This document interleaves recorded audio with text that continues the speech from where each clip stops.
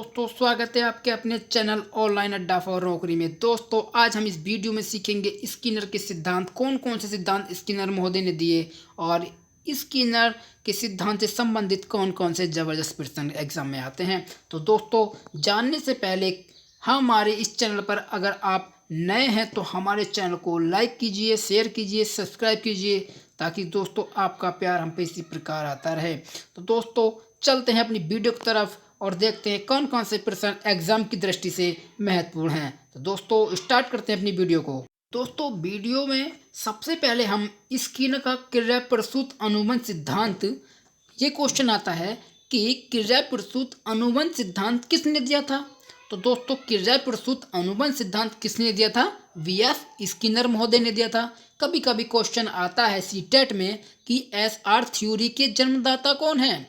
SR. Theory के जन्मदाता कौन है? तो एस.आर. थ्योरी के जन्मदाता कौन है? वी.एफ. स्किनर है। दोस्तों स्किनर महोदय के बारे में थोड़ी बेसिक जानकारी ले लें। इस सिद्धांत का प्रतिपादन अमेरिका के हार्वर्ड विश्वविद्यालय के प्रोफेसर वी.एफ. स्किनर द्वारा 1938 में किया गया था। अब किस सिद्धांत का, यानी क्रिया प्रसूत अनुबंध सिद्धांत का प्रतिपादन जो है वो अमेरिका के हार्वर्ड विश्वविद्यालय के प्रोफेसर थे वी.एफ. स्किनर। उन्होंने कब दिया था? 1938 में दिया था। अब क्वेश्चन यहाँ से बनेगा कि क्रिया प्रसूत अनुबंध सिद्धांत किस सन में प्रतिपादित किया था? किसने?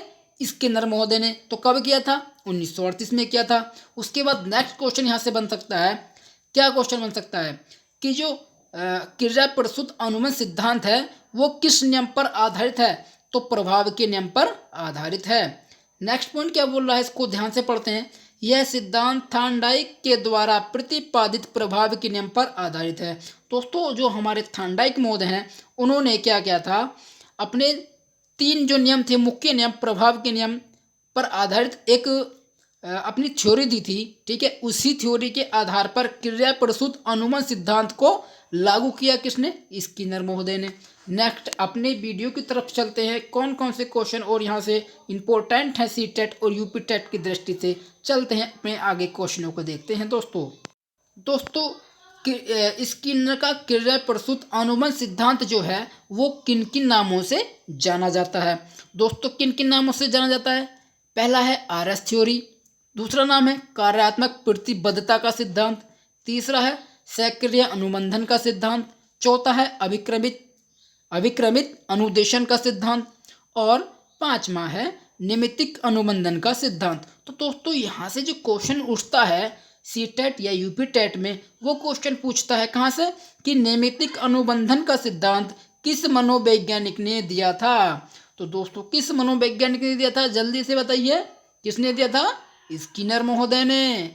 उसके बाद जो सीटेट में जो क्वेश्चन आता है वो ये पूछता है कि आर.एस. थ्योरी के जन्मदाता कौन थे। आर.एस. थ्योरी के जन्मदाता कौन थे? तो दोस्तों कौन थे? वी.एफ. स्किनर महोदय थे।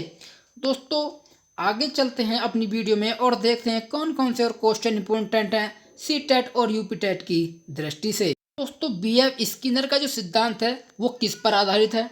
ठीक है, तो किस पर आधारित है वो? प्रभाव के नियम पर। अब क्वेश्चन यहाँ से बनता है कि वी.एफ. स्किनर ने अपना प्रयोग किस पर किया था। तो दोस्तों वी.एफ. स्किनर ने अपना प्रयोग किस पर किया था?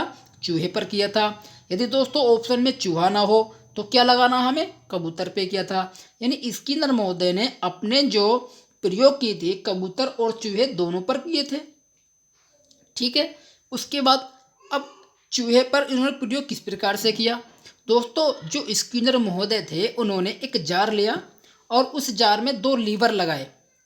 जो 2 लीवर लगाए तो उन लीवर पे क्या हुआ दोस्तों, जैसे ही उस चूहे का पैर पड़ता, तो चूहे को खाने के लिए क्या होता? भोजन प्राप्त होता। एक लीवर ये था और एक लीवर तो ये था जो मैंने आपको अभी भी दिखाया टिक करके, और एक लीवर था ये वाला। ठीक है दोस्तों, तो जिस प्रकार से चूहा उस लीवर पर पैर रखता तो उसको क्या होता? भोजन प्राप्त होता। यदि उसके पश्चात अगर वह दूसरे लीवर पर पैर रखता तो उसको क्या? चोट लगती। जैसे जैसे धीरे धीरे ये प्रक्रिया चलती रही तो चूहे को समझ आया कि अगर इस लीवर पर पैर रखा जाता है तो क्या होता है? भोजन प्राप्त होता है। यदि उस लीवर के बाद अगर दूसरे लीवर पर पैर रखा जाए तो क्या होता है, उसको चोट लगती है। तो यह प्रक्रिया क्या है, उस चूहे ने अपने दौरान स्टार्ट कर दी। दोस्तों जिस प्रकार से यदि कोई छोटा बच्चा किसी जलते हुए दीपक को छू लेता है और उसका हाथ जल जाता है, तो कभी भी वो बच्चा उस दीपक को छूने की कोशिश नहीं करता है। ठीक उसी प्रकार चूहे ने क्या करा, जिससे उसको भोजन प्राप्त हुआ, केवल वह उसी लीवर पर पैर रखता था और उसे भोजन प्राप्त हो जाता था। दोस्तों आगे चलते हैं, कौन सा और क्वेश्चन इंपॉर्टेंट हो सकता है सी टेट और यूपी टेट की दृष्टि से, देखते हैं आगे। उसके बाद नेक्स्ट है, चूहा अनुक्रिया करता, भोजन पुनर्वलन। अब जो हमारा जार था उसमें चूहा कौन था, वो अनुक्रिया करता था और भोजन क्या था, पुनर्वलन था।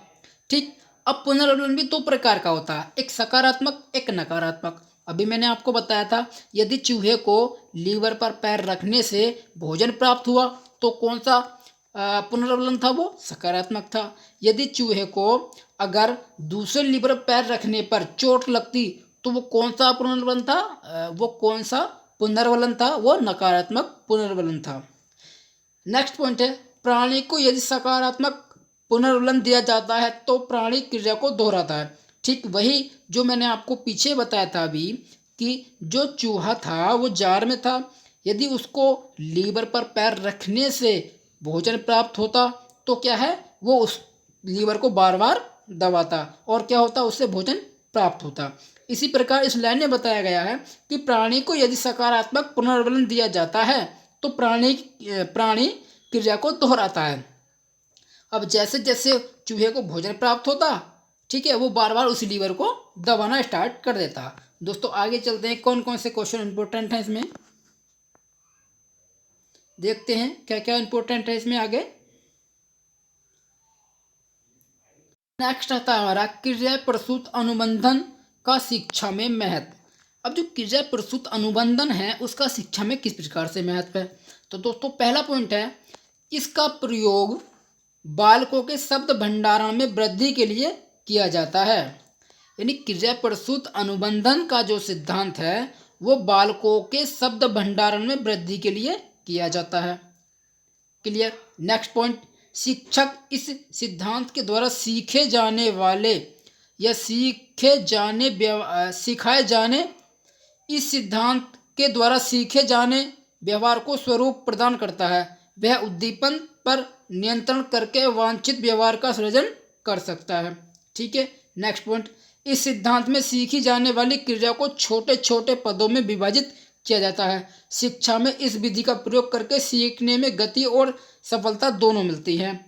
अब क्या कह रहा है ये बोल रहा है पॉइंट कि अगर कोई बच्चा कुछ सीखना चाहता है तो उसको क्या है, छोटे छोटे पार्टों में डिवाइड करके उसको सिखाया जाता है और क्या होता है, वो जल्दी से सीख जाता है और क्या है, वो उसमें सफल भी होता है। नेक्स्ट है, स्किनर का मत है जब भी कार्य में सफलता मिलती है तो संतोष प्राप्त होता है। यह संतोष क्रिया को बल प्रदान करता है। अब स्किनर महोदय ने जो अपना मत दिया है उसमें कहा है यदि कोई कार्य किया जाता है तो उसको क्या है, संतोष प्राप्त होता है या खुशी प्राप्त होती है, और यदि वो कार्य उसको नहीं सफलता मिलती उस कार्य में तो क्या होता है, उसको असंतोष प्राप्त होता है।